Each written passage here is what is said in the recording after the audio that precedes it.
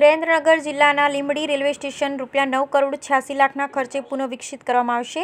આ કાર્યક્રમમાં લીંબડી ધારાસભ્ય કિરીટસિંહ રાણા સહિત મહાનુભાવો ઉપસ્થિત રહ્યા હતા, જ્યારે પ્રધાનમંત્રી દ્વારા વર્ચ્યુઅલી શિલાન્યાસ કરવામાં આવ્યો હતો।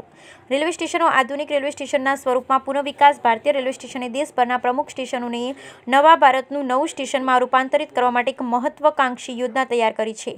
રેલવે સ્ટેશનનું સ્વરૂપ બદલવાના આ અમૃત સ્ટેશન તરીકે વિકસિત કરી તેમની ઇન્ફ્રાસ્ટ્રક્ચર સુવિધાઓ અને સગવડોમાં તેમજ યાત્રીઓને સલામત, આરામદાયક અને નૈસર્ગિક મુસાફરીનો તદ્દન નવો અનુભવ પ્રદાન કરવા તથા સેવાઓમાં વૃદ્ધિ વિકલ્પિત કરે છે। પ્રયાસમાં ભારતીય રેલવે એક આ યોજનાનું ઉદ્દેશ્ય રેલવે સ્ટેટિક કરવામાં આવે છે, જેમાં અને આધુનિકીકરણ સમાવેશ થાય। આ સ્ટેશનમાંથી 16 સ્ટેશનોમાંથી સ્ટેશન મહારાષ્ટ્રમાં 89 સ્ટેશન, ગુજરાતમાં પર 52 સ્ટેશન દેશમાં, જ્યારે 2 સ્ટેશન રાજસ્થાનમાં છે।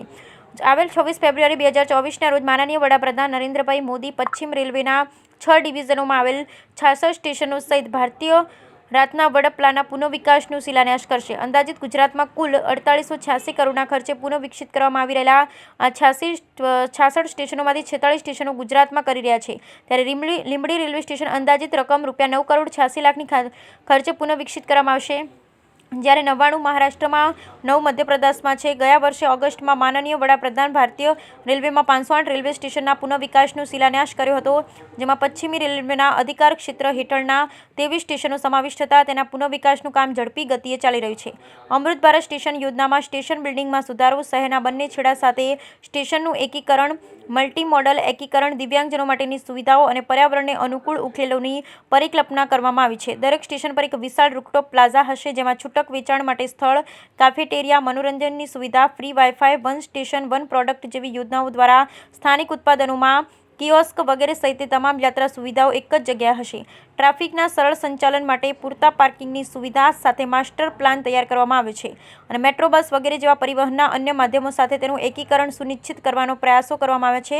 સૌર ઉર્જા, જળ સંરક્ષણ, રિસાયકલિંગ અને ઉત્તમ હરિયાળી સાથે ગ્રીન બિલ્ડિંગ ટેકનિકનો ઉપયોગ કરવામાં આવશે। તેમાં આગમન પ્રસ્થાન માટે અલગ દરવાજા, અવ્યવસ્થા મુક્ત પ્લેટફોર્મ, ઉત્તમ સપાટીઓ, સંપૂર્ણપણે ઢંકાયેલા પ્લેટફોર્મથી સુવિધાઓ કરવામાં આવશે।